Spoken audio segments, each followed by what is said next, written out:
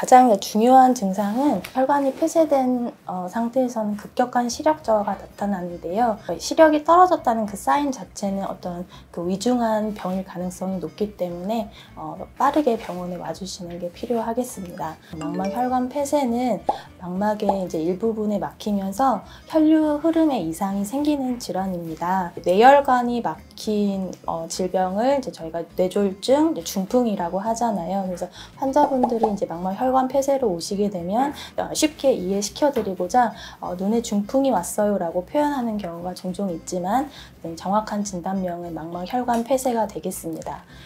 망막 혈관 폐쇄는 이제 나이가 있으시고 이제 고령이시고 당뇨, 혈압, 심혈관 질환처럼 이제 순환 장애가 있으신 분들한테 많이 발생을 하는데요. 어떤 나의 몸에 적신호를 보내주는 사인일 수 있기 때문에 중요한 질환일 수 있겠습니다.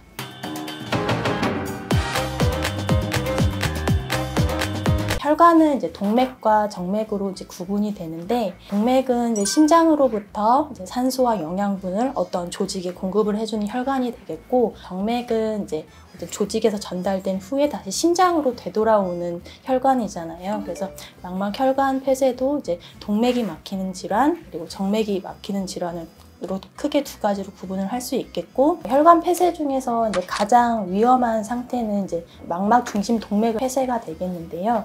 심장에서 이제 뇌혈류로 가는 이제 목동맥이라는 부분이 있는데, 목동맥에 이제 혈전이 떨어져서 망막 동맥을 막았을 경우에 발생을 하는 거예요. 그래서 동맥경화 있으신 분들한테 가장 많이 발생을 하고, 그리고 심장 질환인 판막 질환이나 부정맥이 있으신 분들한테 많이 발생을 하게 됩니다. 그 동맥이 막히게 되면 산소와 영양분 공급을 받지 못하잖아요. 그래서 눈으로 가는 혈류가 거의 차단이 되는 거라서 눈의 기능을 거의 상실을 하게 되는 거거든요. 그래서 망막 동맥이 폐쇄돼서 오시는 경우는 빛을 감지할 수 있는 정도, 눈앞에서 이제 손만 왔다 갔다 하는 정도의 시력으로 이제 굉장히 많이 떨어져서 오시게 되는 경우가 많습니다.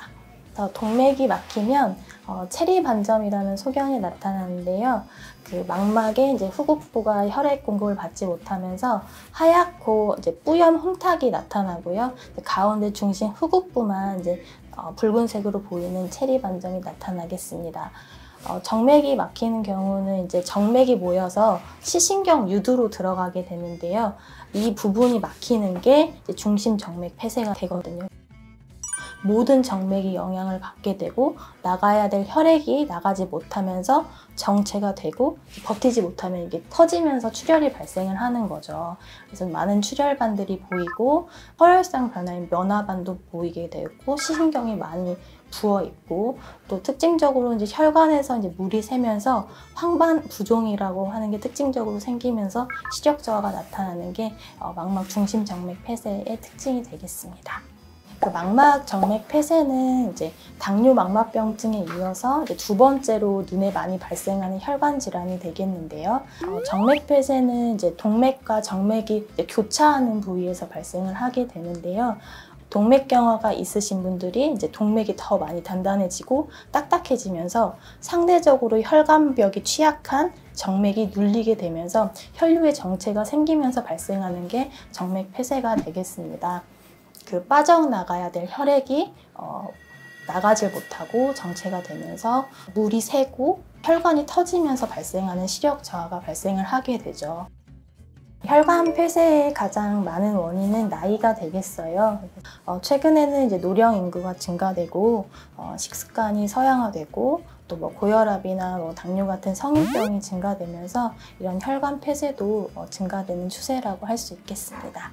이제 혈관이 폐쇄된 경우는 치료가 이제 굉장히 어려운데요. 동맥이 막힌 경우는 이제 보통 저희가 24시간을 얘기를 하는데, 막힌 혈전을 뚫어주면 가장 좋겠긴 하지만 눈의 혈관은 너무 작고 얇기 때문에 이런 시술을 할 수는 있지만 많이 시행을 하고 있지는 않습니다. 그래서 가장 중요한 거는 이제 응급으로 빨리 이제 환자의 피의 흐름을 만들어주기 위해서 안압을 떨어뜨리는 치료를 하게 되는데요. 그래서 눈에 안구 마사지를 안개를 한다든지 전방수를 빼는 전방청자를 한다든지 안압을 떨어뜨리는 주사 등을 이제 맞게 됩니다. 또 하나 중요한 거는 뇌동맥에 있는 혈전이 뇌혈관을 맞게 되면 생명을 위협할 수 있거든요. 그래서 그 중심동맥 폐쇄, 그러니까 동맥이 폐쇄된 분들은 반드시 이제 신경과나 심장내과를 가셔서 경동맥 초음파나 심장 초음파를 받으실 수 있도록 협진을 하는 게 가장 중요하겠습니다.